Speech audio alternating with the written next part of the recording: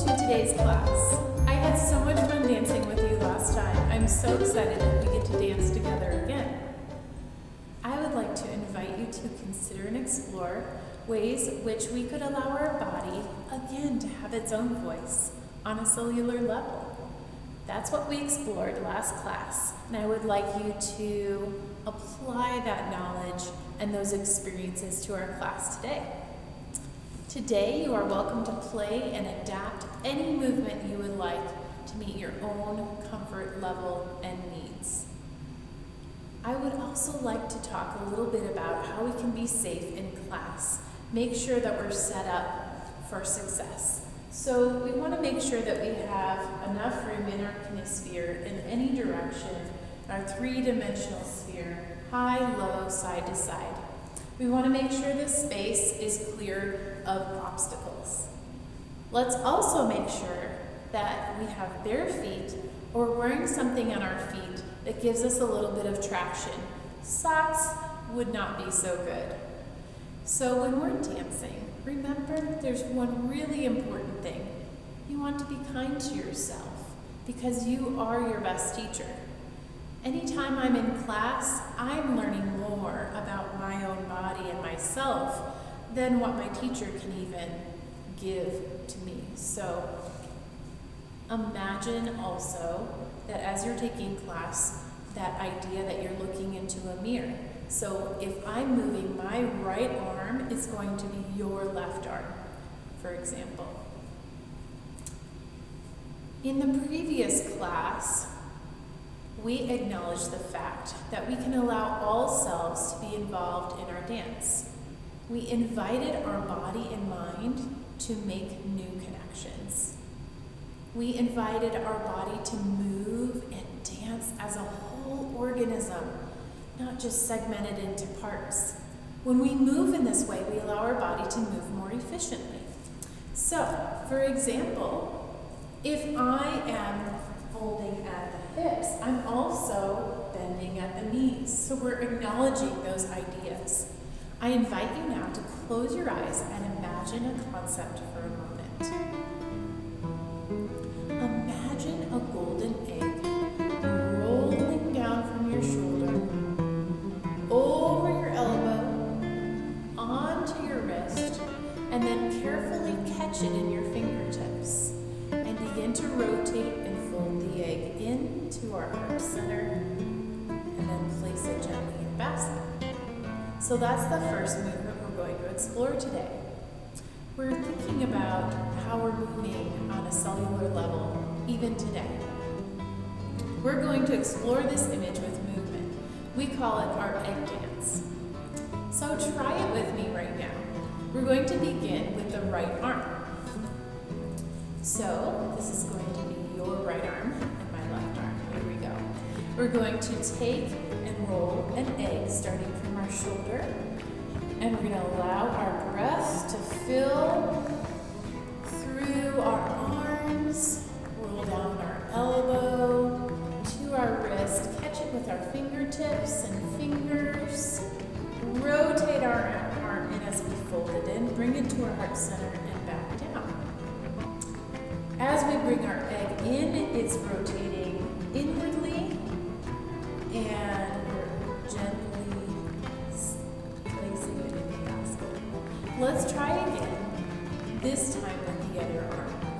Bring attention to your cellular fluidity throughout by incorporating breath into all parts of the body. So let's explore the other side. So we have our egg at the top. We're going to lift and breathe life into the hands, fingertips, fold everything in, pull it in as it's rotating, and gently set it down. So we are incorporating our heart center. We're going to also find our actual torso center today, and we call that our core. So when we bring our egg back into our heart center, we feel the egg is safer there. We can relate this to our core center when we are standing. So please come to a standing position if you haven't been in a standing position already, and give yourself permission to imagine an illustration with me and play with it a little bit in your body. All right. If you feel more comfortable sitting, you may also do that. So we're going to place our feet in a parallel position. Our toes are forward, nice and placed forward. Our hips are aligned with our sits bones. Our heels are right underneath the sits bones right here that we're used to sit with. And we're going to allow the hips and knees and ankles to fold over the middle part of those legs. So we can gain stability from core strength in our torso and by having our pelvis rest in a neutral position. Imagine our pelvis is this bowl full of water. And our pelvis is in a neutral position right now.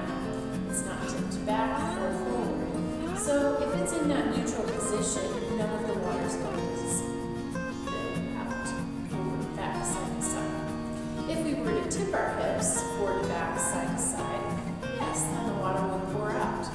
If we are keeping our pelvis neutral in that neutral position, we can find a deeper rootedness and groundedness through our heels into the earth. So let's play with that for a minute. Gently soften your knees and let your arms sway forward and back and forward and back. Maybe we do a few taps and soften our knees each time we tap. Let our arms flow. So we're going to stop for a moment and we're going to yield and press those feet into the floor. Notice what's happening with your core.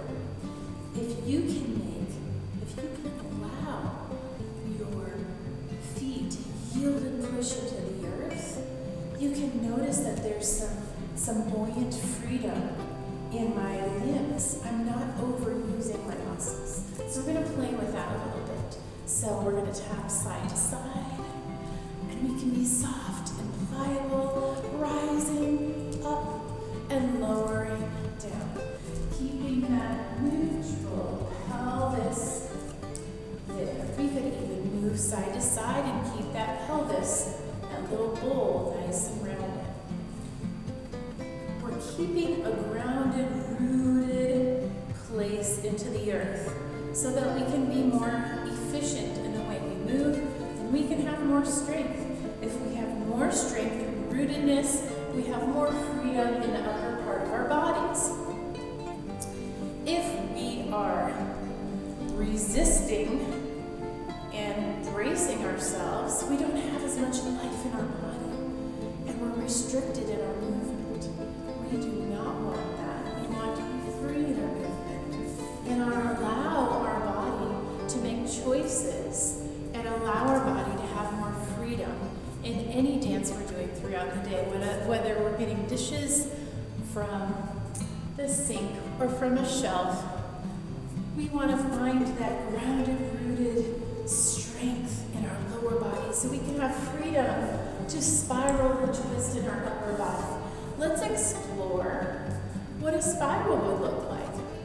Imagine your cellular breath continuing to empty and shrink and rise and fill back out again from our center as our fingertips reach into a giant Y.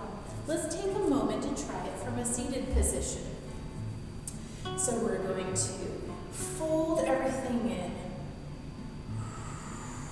on the exhale, and then on the inhale, we're going to extend out from our fingertips and our core and fold back in. A few more times. Extend out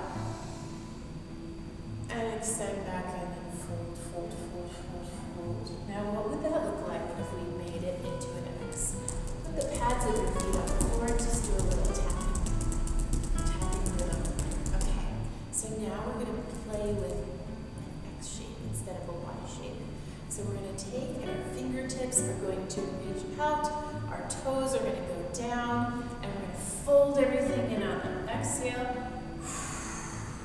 And on an inhale, we're going to reach. Hold it in.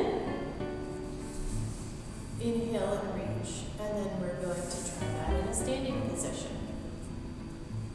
When we engage from this core support and allow our breath to fill out into those shapes, our movement might feel a little bit different if we have those roots established from standing position versus sitting position. So let's play around with that idea. So we're going to take and shrink ourselves into a little ball, wherever you're comfortable, and then we're going to reach out and make a little spiral. Fold in a new direction and reach out into a spiral. The muscles that allow flexion right here at the hip joint is the psoas muscle. It's our lifter. So if we have strength from our center, from our core, and we're rooted and grounded, then we can push off of the floor, yield, and push off the floor to lift. So let's explore some ways that we can move safely and efficiently from a high to low position now. We've played with sitting, we've played with standing. Now let's find our grounded rootedness from a different position. So if we yield and push that gentle spring, and we have a fluid stability, we can easily shift from right to left. Make that a dance right now. Right to left. You find strength and stability. So we're going to begin with a big X with our body.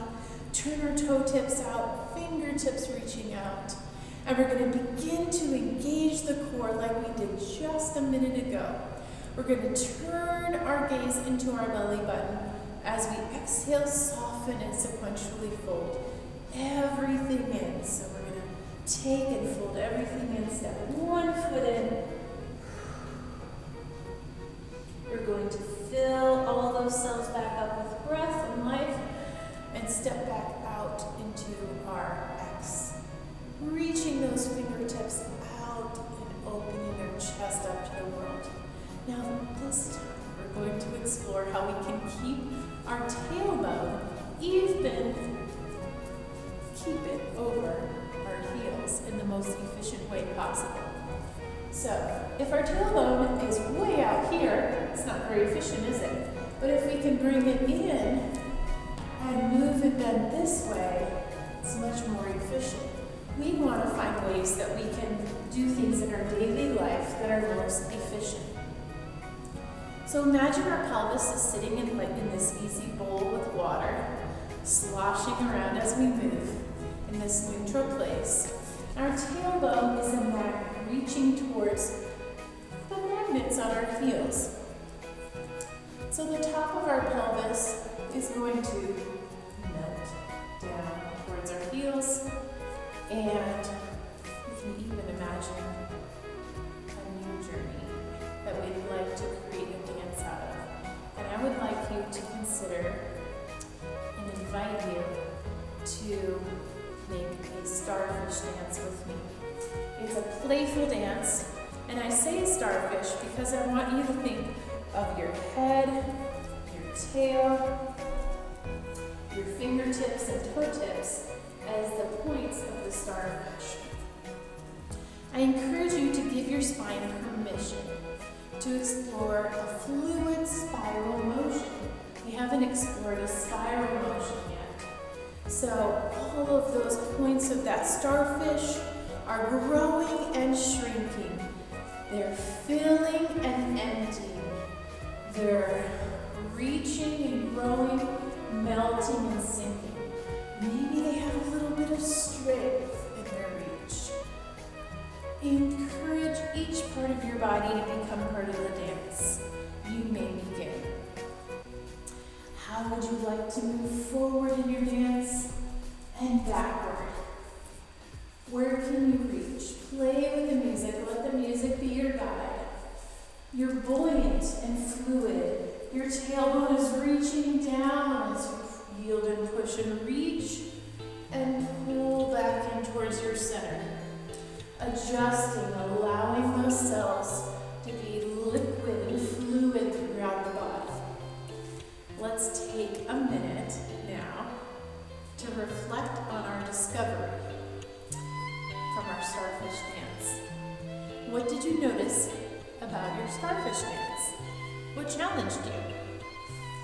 So as you explored that, I know we didn't have a whole lot of time, but as you were engaging your center, and as you were thinking about that pelvic bowl, and those fingertips, toe tips, top of the head, tailbone adjusting as you were moving, which movement resonated most in your body, and why do you think so? Think about that for a moment.